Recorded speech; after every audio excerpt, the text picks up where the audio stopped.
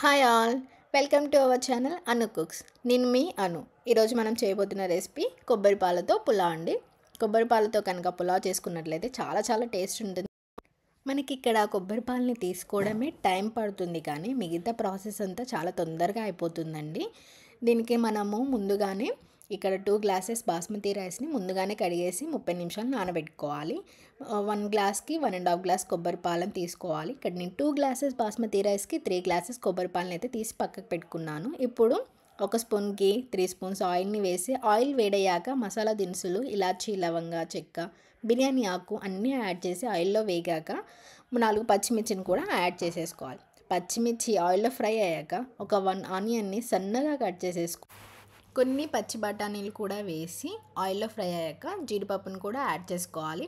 మనం కొబ్బరి పాలతో పులావ్ చేస్తున్నాం కాబట్టి మనకి తినేటప్పుడు ఓన్లీ కొబ్బరి పాల ఫ్లేవర్ మాత్రమే తెలియాలంటే వెజిటేబుల్స్ని తక్కువగా యాడ్ చేసుకోండి. మనం వెజిటేబుల్స్ ఎక్కువగా యాడ్ చేసుకుంటే మనకి వెజిటేబుల్స్ పులావ్ తిన్నట్టుగా అనిపిస్తుంది. ఈ కొబ్బరి పాల ఫ్లేవర్ అనేది డామినేట్ చేస్తుంది వెజిటేబుల్స్. సో నేను అందుకనే వెజిటేబుల్స్ని తక్కువగా యాడ్ చేసుకున్నాను. మీకు ఒకవేళ వెజిటేబుల్స్, క్యారెట్, బీన్స్ అండ్ ఎక్కువగా కావాలి అనుకుంటే యాడ్ చేసుకోవచ్చండి.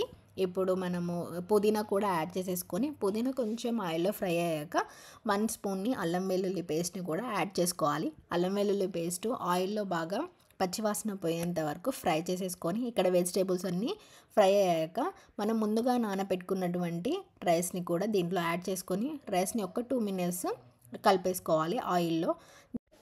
ఇప్పుడు 1 గ్లాస్ బాస్మతి రైస్కి 1.5 గ్లాస్ కొబ్బరి పాలని యాడ్ చేసుకోవాలి. నేను ఇక్కడ 2 గ్లాసెస్ బాస్మతి రైస్ని తీసుకున్నాను కదండి. సో నేను ఇప్పుడు 3 గ్లాసెస్ కొబ్బరి పాలని యాడ్ చేసుకుంటున్నాను. మనం నార్మల్ రైస్ తీసుకున్నట్లయితే 1 గ్లాస్ రైస్కి 2 గ్లాసెస్ కొబ్బరి పాలని తీసుకోవాలండి. దీంట్లోకి ఇప్పుడు మనము సరిపడంత సాల్ట్ కూడా యాడ్ చేసేసుకొని బాగా అంతా కలిపేసుకోవాలి. ఒక 80% వరకు హై ఫ్లేమ్లో కుక్ అవ్వనివ్వాలండి.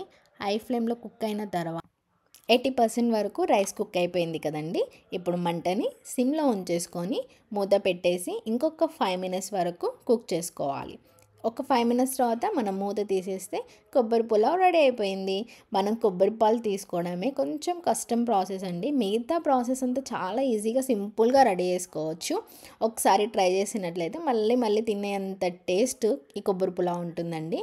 దీంట్లోకి మనకి ఆలు కుర్మా కానీ, వంకాయ కానీ, నాన్ వెజ్ తినే వాళ్ళకి చికెన్, మటన్ చాలా సూపర్ కాంబినేషన్స్. ఒక్కసారి ట్రై చేసి ఎలా ఉందో నాకు కామెంట్ చేయండి. మనం ఇంట్లో దేవుడి కోసం కొట్టిన కొబ్బరికాయలు ఎక్కువగా ఉన్నట్లయితే అవి వేస్ట్ చేయకుండా ఇలా కనుక పులావ్ చేసుకొని తిన్నట్లయితే సూపర్ టేస్ట్ ఉంటుంది. నా రెసిపీ మీకు నచ్చినట్లయితే లైక్ చేయండి, షేర్ చేయండి, సబ్స్క్రైబ్ మాత్రం మర్చిపోకండి.